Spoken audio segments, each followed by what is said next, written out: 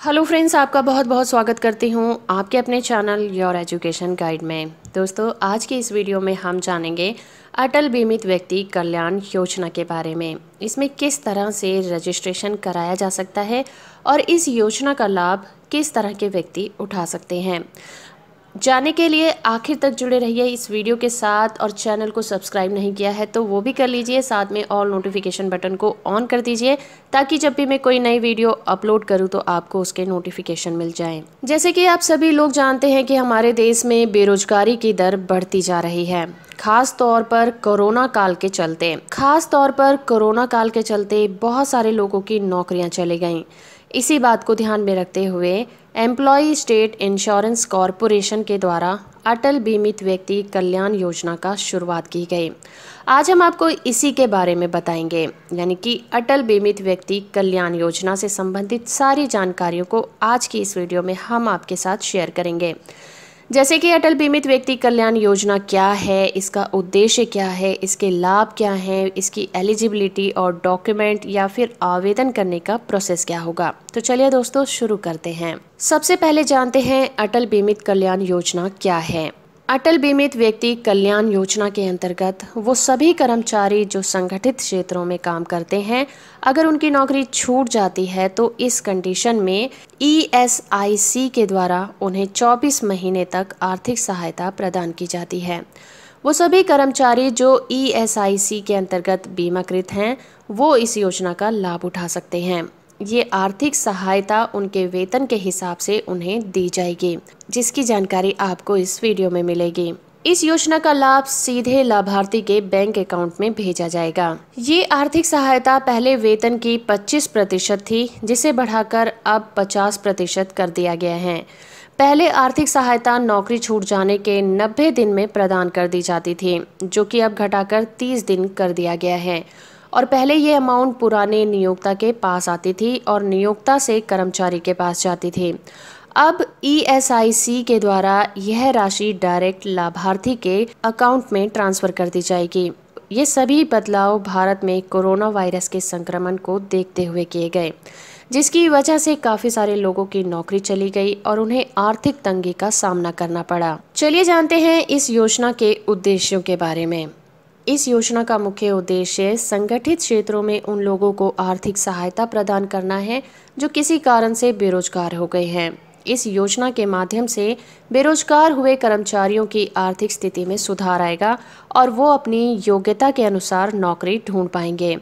इसी के साथ बेरोजगारी की स्थिति में वो अपने परिवार का आर्थिक रूप से समर्थन भी कर पाएंगे।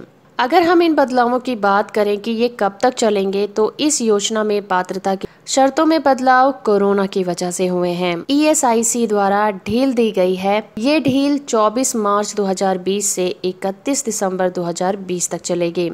इसके बाद 1 जनवरी 2021 से 30 जून 2021 के बीच मांग और जरूरत के आधार पर इसे दोबारा से निर्धारित किया जाएगा। तो चलिए अब ये जान लेते हैं कि इस योजना का लाभ कौन उठा सकता है।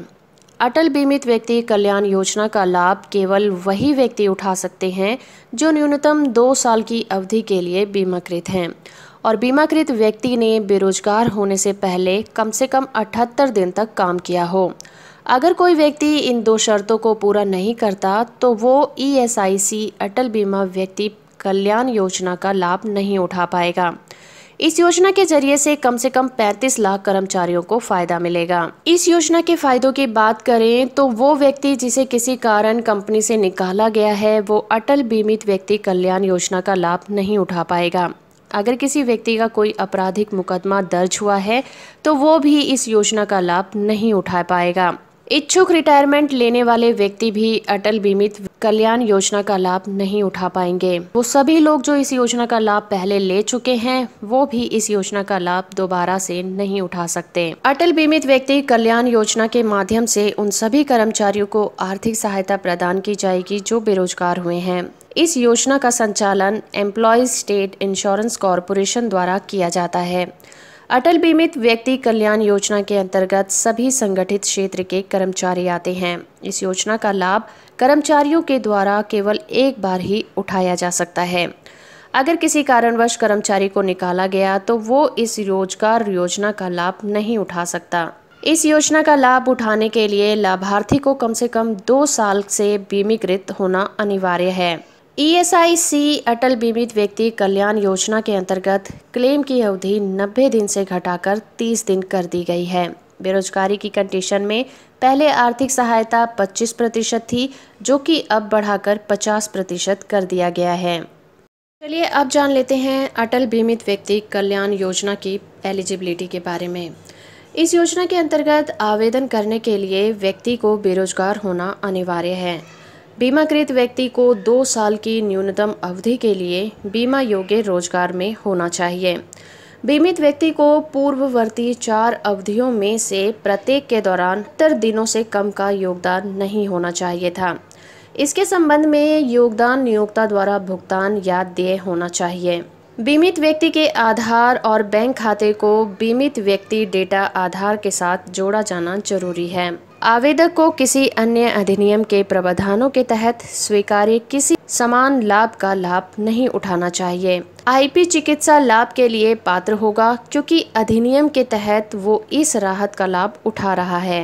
तो चलिए अब ये जान लेते हैं कि अटल बीमित व्यक्ति कल्याण योजना में किस तरह से आवेदन करना है। जो इच्छुक लाभार्थी अटल बीमित व्यक्ति कल्याण योजना के अंतर्गत आवेदन करना चाहते हैं, उन्हें सबसे पहले ESIC की ऑफिशियल वेबसाइट पर जाना होगा, फिर एक फॉर्म डाउनलोड करना होगा। इसके बाद इस फॉर्म को भरना होगा, फिर इस फॉर्म को ESIC की शाखा में जमा करना होगा। इस फॉर्म के साथ आपको 20 रुपये का नॉन जुडिशियल पेपर पर नोटरी से एफिडेविट कराना होगा।